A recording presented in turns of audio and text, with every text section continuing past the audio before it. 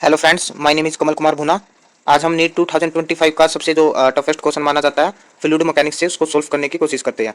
तो हमारे पास यहाँ पे क्या दे रखा है, एक वाटर का टैंक दे रखा है एज शोन इन फिगर। उसकी लेंथ वगैरह दे रखी है और वाटर का जो वाइड है मतलब जेड डायरेक्शन में वो वाटर का टैंक है आपका बताया हुआ है। तो देखो ये कुछ इस टाइप से है भाई, ये अपने पास में वाटर का टैंक है, ठीक है। ऐसे 3D में मैंने बना दिया और इस वाटर टैंक का कुछ ना कुछ क्या होगा, वॉल्यूम होगा। ओके, तो मैंने यहाँ पे क्या कर रहा हूँ, यहाँ पे जो ये जेड डायरेक्शन है ना इसकी, ये वाली जो अलोंग द जेड डायरेक्शन जो लेंथ है उसको मैं बी मेंशन कर रहा हूँ। ओके, जो मैंने यहाँ पे की हुई है बी मेंशन। ओके, और यहाँ पे जो इसकी ये डिस्टेंस वगैरह इसने मतलब ये जो हॉरिजॉन्टल जो ये लेंथ दे रखी है वो एक्स दे रखी है। ओके, और ये जो वर्टिकल है वो क्या दे रखा है वाई, और जो ये अलोंग दिस लेंथ है वो मैं बी मेंशन कर रहा हूँ। ओके, तो इसके बाद तुमको कहता है कि एक्स इक्वल टू जीरो पे है ना, जो वाटर का जो लेवल राइज होता है वो जीरो होता है। देखो ये कुछ इस टाइप से है भाई, अपने पास में ये वाटर का टैंक है। ओके, तो सपोज करो तुम वाटर के टैंक में एक बार झटका सा दो, जैसे पानी अभी नॉर्मल ऐसे एक ही सरफेस पे मतलब ऐसे नॉर्मल पानी है, बिल्कुल प्लेन जगह पड़ा हुआ है। ओके, तो जैसे तुम इस वाटर को झटका दोगे तो पानी एक तरफ से ऐसे राइज नहीं हो जाएगा, ऐसे मतलब इस तरीके से हो जाएगा ना, ये वाटर ऐसे एक तरफ से ऐसे उठ जाएगा, मतलब एक तरफ से राइज हो जाएगा ये वाटर। ओके, तो उसी टाइप की इक्वेशन यहाँ दे रखी है तुम्हें कि वाटर है ना तुम्हारा ऐसे राइज हो रहा है एक साइड से। ओके,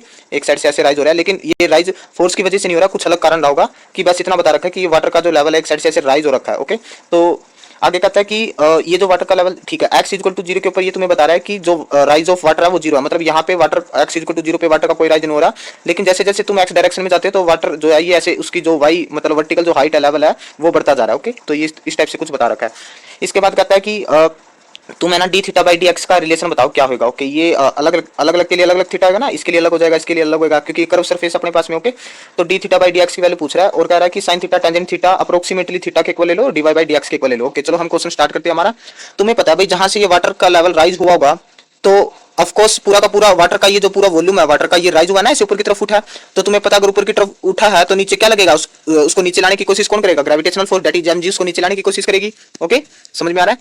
तो ये जो वाटर का पूरा वॉल्यूम उठा ना, ये जो पूरा वॉल्यूम ऐसे पीछे तक जा रहा है, ठीक है, ये वॉल्यूम ऐसे ऐसे पीछे तक ऐसे उठा सारा का सारा। तो ये पूरा का पूरा जो वाटर का जो वॉल्यूम या मास उठा है, तो इसके ऊपर डाउनवर्ड में एक फोर्स लगेगी दैट इज एमडी, समझ में आता है। लेकिन एक फोर्स और है जो इसको ऊपर जो लेके जा रही है ना, ऊपर ऊपर किसकी वजह से गया होगा भाई, ये ऊपर जो फोर्स लग रही है वो लग रही है हमारे पास में सरफेस टेंशन। ओके, तो आपको पता है कि सरफेस टेंशन की फोर्स अलोंग सरफेस लगती है, तो मैंने इस डायरेक्शन में ये क्या बना दिया, एफ एस लिख दिया। ओके, सरफेस टेंशन की फोर्स। ओके, आपको पता है ना सरफेस टेंशन क्या होता है, सरफेस टेंशन होता है हमारे पास में ये हमारे पास क्या होता है, force per unit length. Force per unit length किसको कहते हैं, हम सरफेस टेंशन को ही तो लिखते हैं फोर्स पर यूनिट लेंथ। तो यहाँ पे लेंथ कितनी ली हुई है भाई मैंने, यहाँ पे सर हमने जो लेंथ ली हुई है वो ले रखी है बी। ओके, ये बी लेंथ तक, ये पूरी जो लेंथ है जहां तक कटर फैला हुआ है पूरी लेंथ ये बी है।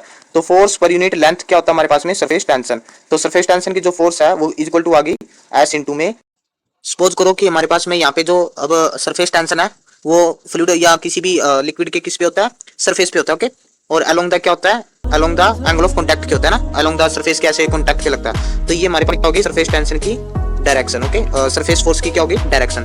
तो सपोज कर लो कि ये एंगल कितना हमारे पास में अल्फा है। तो अगर मैं इस लाइन को पीछे तक बढ़ाऊंगा, अगर मैं इस लाइन को सपोज करो ऐसे पीछे तक बढ़ा रहा हूँ इस कर्व को, तो ये वर्टिकली अपोजिट एंगल हो जाएगा। अगर ये अल्फा है तो ये भी हमारे पास में क्या हो जाएगा, अल्फा। ओके, अगर ये अल्फा है तो ये भी क्या हो जाएगा, वर्टिकली अपोजिट से हमारे पास अल्फा हो जाएगा। ओके, तो अब यहाँ से वैसा फोर्स के कंपोनेंट कर दो, आपने थीटा नोट को लेके कंपोनेंट नहीं करने, वैसे इस ऊपर, क्योंकि थीटा नोट तो पूरी लेयर बना रही है ना सरफेस टेंशन की। ओके, तो अपने पास में इस डायरेक्शन में कंपोनेंट कितना हो गया हमारे पास में, इस डायरेक्शन में कितना कंपोनेंट हो गया, एफ एस कोस, इस डायरेक्शन में वर्टिकल में कितना हो गया, F S cos alpha. Okay, F S cos alpha, और हॉरिजॉन्टल डायरेक्शन में कितना हो गया, F S sine of alpha. Okay, आसान है बिल्कुल, बस सब कुछ नहीं करना। अब ये जो एफ एस साइन अल्फा ये तो इस पे वाटर की टैंक के जो सरफेस पे जाके लग रहा है, लेकिन जो ऊपर वाली फोर्स है वो क्या लग रही है हमारे पास, ऊपर वाली फोर्स लग रही है एफ कोस अल्फा।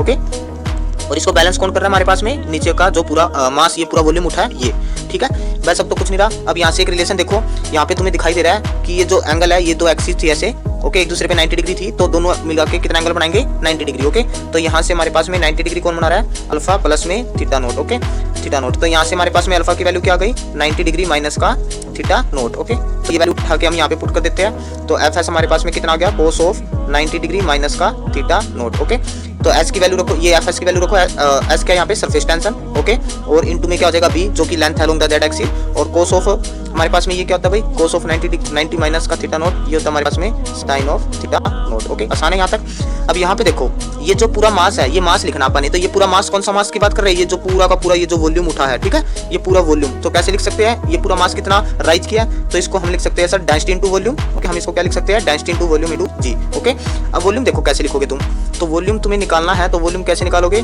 तो एक बात बताओ, वॉल्यूम तो यही है ना, अगर इसकी सरफेस फ्रंट का एरिया अगर हम क्या लेट कर ले, ए लेट कर ले, फ्रंट का एरिया क्या कर ले ए, और इसकी लेंथ ये कितनी अलोंग द लेंथ कितनी है, ये बी है, तो एरिया इंटू लेंथ हमें क्या मिल जाएगा? वॉल्यूम मिल जाएगा। एरिया इंटू लेंथ, लेंथ कितनी है यहाँ पे भाई?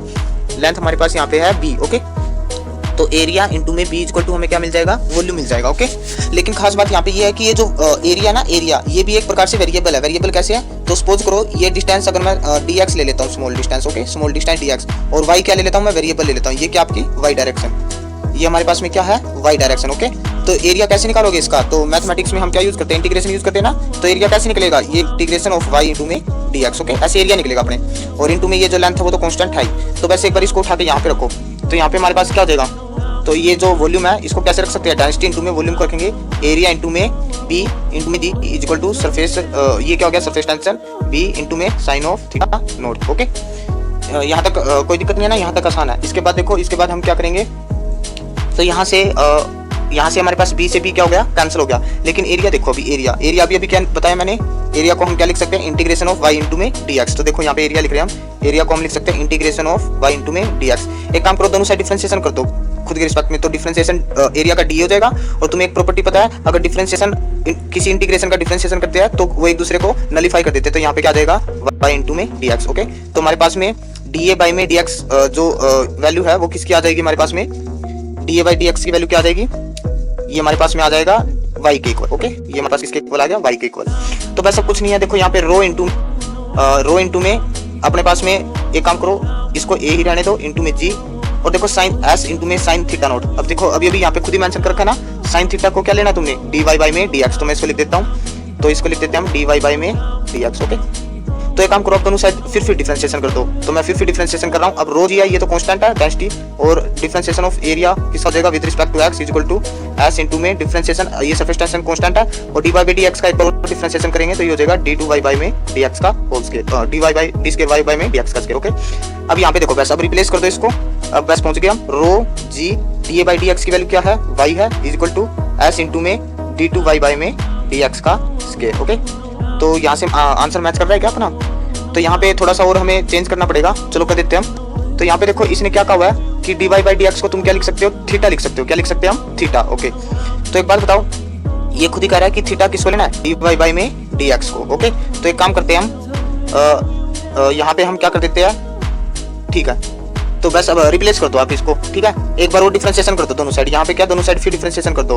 तो d थीटा बाई में dx के रिस्पेक्ट में कर रहा हूँ, और यहाँ पे इस y का अगर दोबारा फिर करोगे तो d स्क्वायर y बाई में dx का स्क्वायर हो जाएगा। बस अब इसको रिप्लेस कर दो, ये हो जाएगा हमारे पास में रो d, और ये हो जाएगा y इज इक्वल टू क्या हो जाएगा? s इंटू में इसको किससे रिप्लेस कर देंगे? d थीटा बाई में dx। ओके, तो शायद अब आंसर आता हुआ दिखाई दे रहा है। ठीक है, हाँ आंसर हमारा मैच कर चुका है। तो यहाँ से s है जो सरफेस टेंशन नीचे आ जाएगा, तो ये हो जाएगा रो g अपॉन में s, और इंटू में y इज इक्वल टू किसके इक्वल हो जाएगा?